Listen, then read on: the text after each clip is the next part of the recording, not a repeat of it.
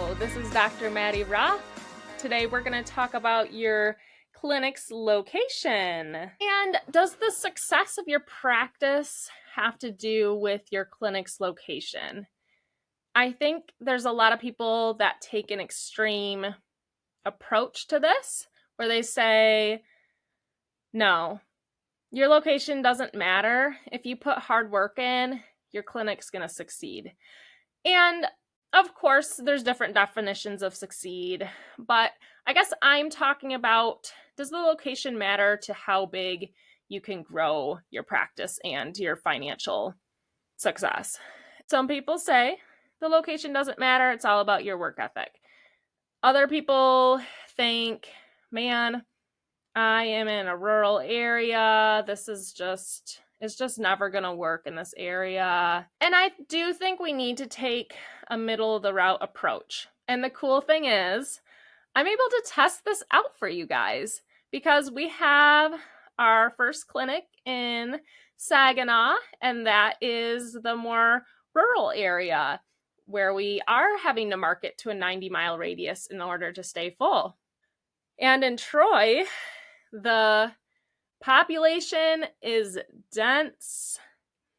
They have a high socioeconomic status down there, and Saginaw does not.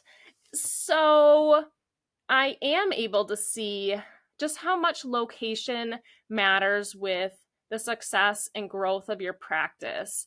I do believe a practice can work anywhere.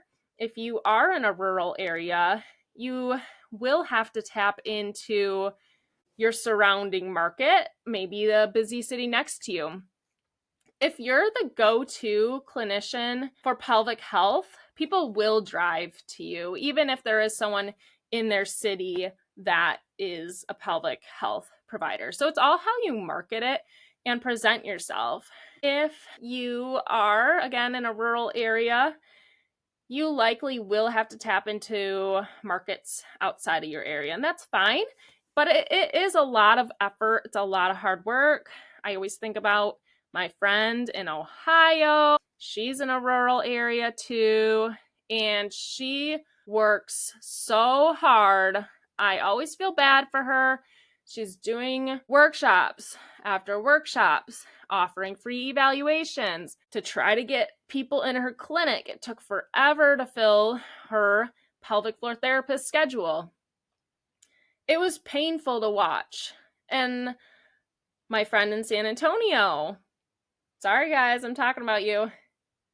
She can fill those schedules like it's her job. Like, it's so easy. And I am here to say, I am going to make excuses for you guys. Location does make a big difference. So anyway, we have our Saginaw clinic, we have our Troy clinic, and I started marketing Troy, and it's taken us 2 weeks to fill my OT schedule in Troy. She's packed with evals. And Saginaw, we've learned how to market now, but it's taken us a good year and a half to be having some therapists with full schedules.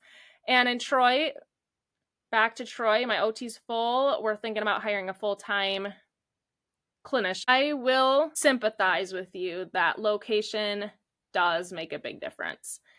I don't know if you guys follow Lindsay Vestal on social media, but she just came out with a really cool document on average pay for OTs across the US. And one of the things she found, and I'm sorry if I'm interpreting this document wrong, she can correct me after this, but one of the things she found is that in general, OTs are paid pretty similarly across the United States. And we see the same or a similar trend in PT, mostly because of insurance companies, because PTs can never make more than X amount of dollars per hour because a lot of places take insurance and the reimbursement isn't even that amount. So of course PTs have to get paid below what these companies are getting reimbursed for. So PTs and OTs, their salaries are always going to be capped in general. And that's what the market value for these clinicians is. And it's sad to say, but the salary is pretty well capped for these clinicians, and we see it pretty consistent across the US. So if I think about my clinic in Saginaw, we do charge significantly less than in Troy, but we pay the clinicians very similarly to what we're paying the clinicians in Troy. So there's one thing right off the bat. If you have a more rural clinic and maybe an area that's less wealthy, you're still going to have to pay your therapist the same, but you're going to only be able to charge a certain amount in general. You can still charge quite a bit, but you still may be a little capped by that.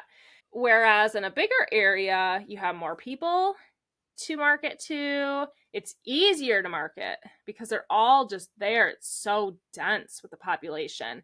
There's a pelvis there that's going to need your help once you weed through the people. But you're going to be charging a lot more, and your clinician is going to be paid market value for their profession / higher, because we want to treat our people like royalty. I will say with the location, we've been able to grow so much faster in a more urban area, and it's just been so much easier. It is so much easier in a big city.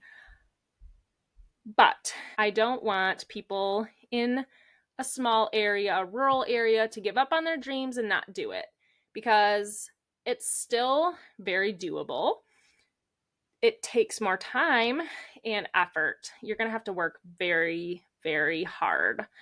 You're going to have to work like my friend in Ohio, and it's going to be harder to have multiple clinicians to hire because the sheer volume of people is less in that area. You have less people to market to. So I just wanted to bring in this perspective about multiple locations. Of course, I am just opening my second location, so there will be more information as I go along, and maybe it's just a fluke that in those 2 weeks we've been able to fill her schedule. Maybe it's going to all dry up. Doubtful. I get text notifications on my phone when we get a lead, whether someone fills out an online inquiry, whether someone fills out a Facebook ad form, and my phone, ping, ping, ping, Troy, Saginaw, Troy, Saginaw. So God bless you. If you are in a small area, great work. That area needs to be served. You are doing your duty. You're helping a lot of people that would not be served.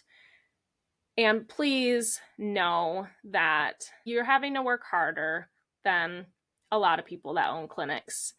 And great job. You can do this. It's still going to work, but it's going to be harder. So you can do it. Keep up the work. Keep me posted and let me know. Do you live in a rural area and you have tons of clinicians and you've just been growing like crazy? There are some clinics that are like that in rural areas. I'm not going to say they're all difficult, because I think those areas are more underserved, and now some of the bigger cities are starting to be more saturated with pelvic floor therapists, but it's still not popular enough that we're saturated enough in those big cities. So in Troy, there's pelvic floor therapists down there already, which there's not many where I'm at in Saginaw, but still, it's still not anywhere near meeting the demand of that area and the population of that area. So hope you like this podcast. If you want to chat more location, reach out to me on dr.maddy_Roth on Instagram. And I'd love to keep the conversation going.